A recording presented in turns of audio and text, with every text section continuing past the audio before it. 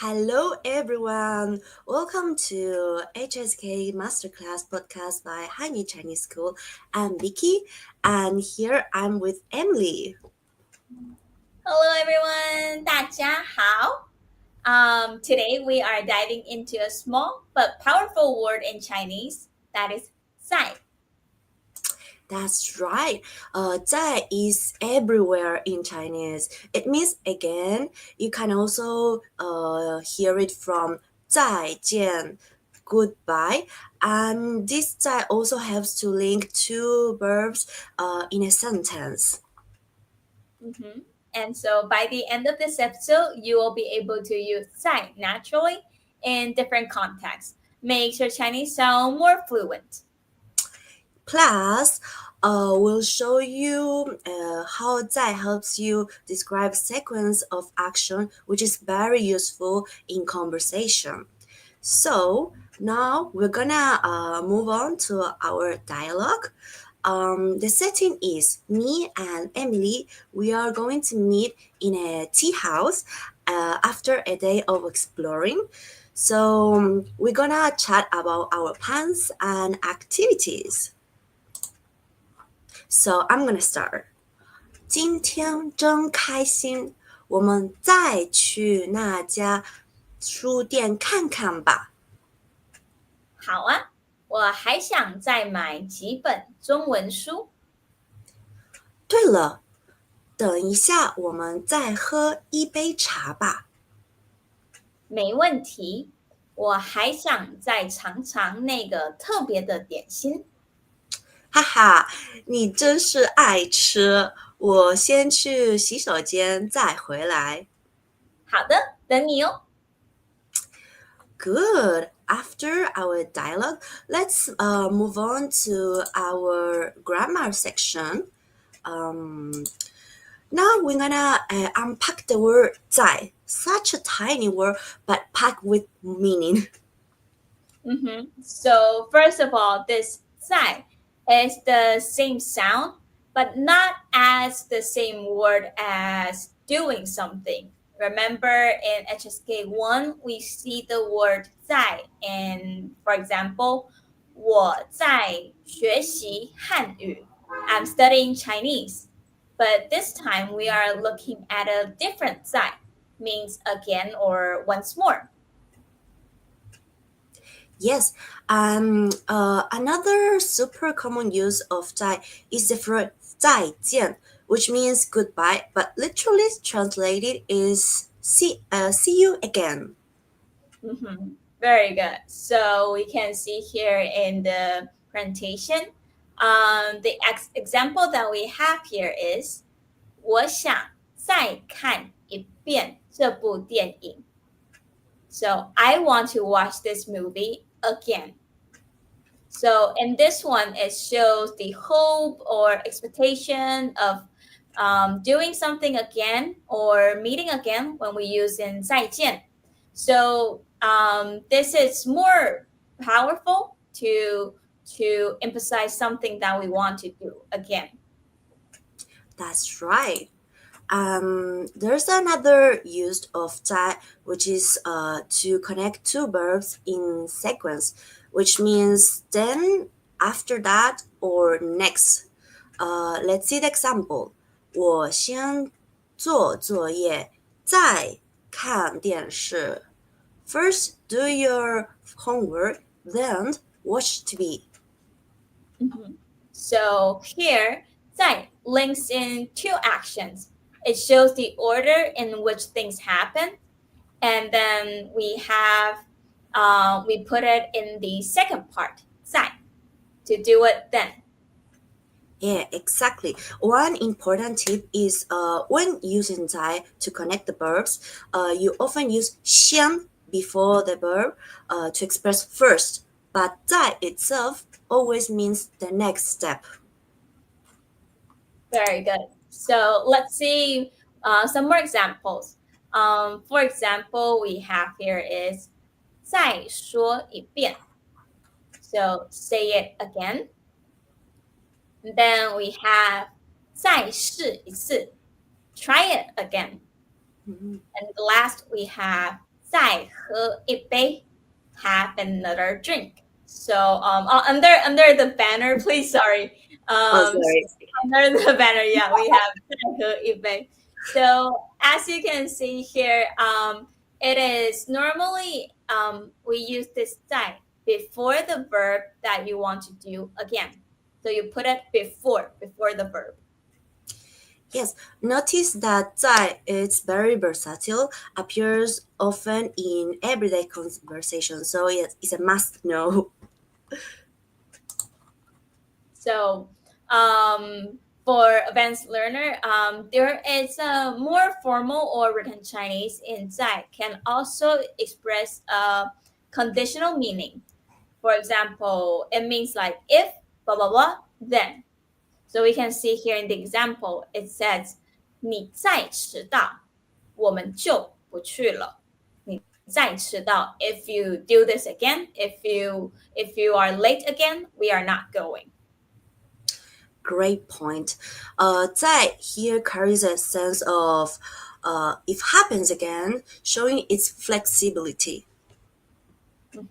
And also, 在 can be dropped or replaced with something similar adverbs. But mastering it help you keep your Chinese in more natural. So and more. This is what normally we would use a lot in native speaking. True. So now let's move on to our question for our audience. Um, how would you say I will try calling again tomorrow? Mhm. So write your sentence in the comment section down below. We will be really happy to see all of your comments and answers. Yes. Well, let's review our dialogue. Let's start.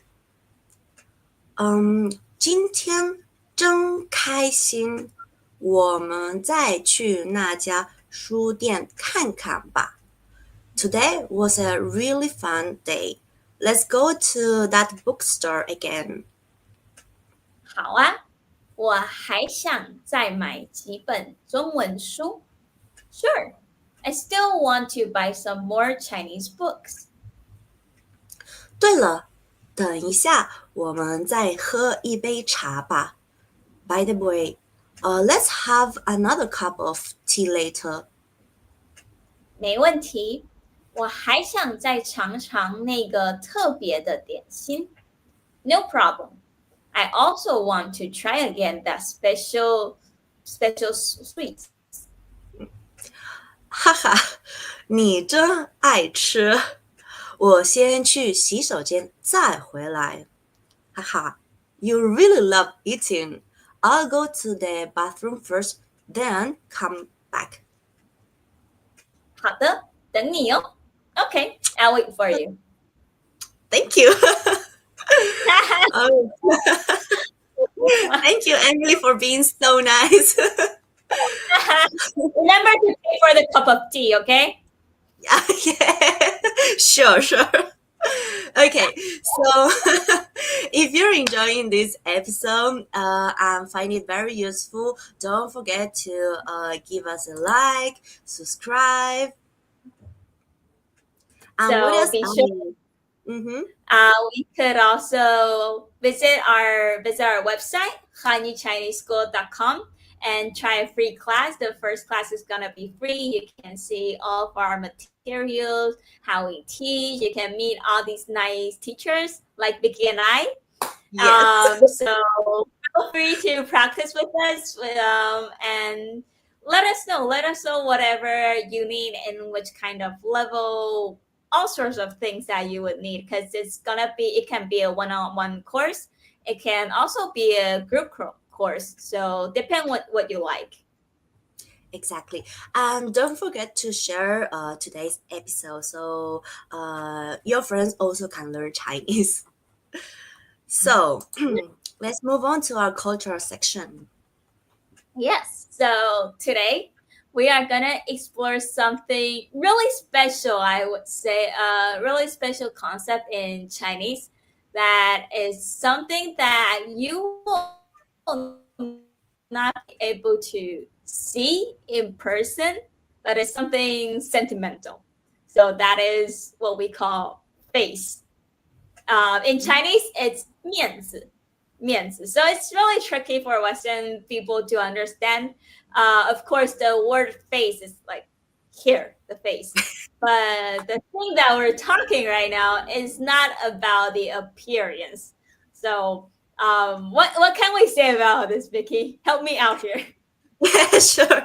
You're right. I mean, think of 面子 as a combination of reputation, dignity, social standing.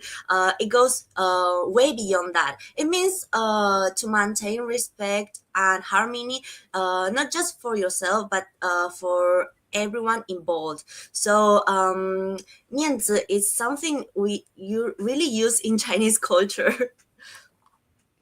Exactly. So, for example, in China, people often avoid direct Mm, confirmation or criticism because about losing face, it means like 丢面子. mm. So it's something that is shameful.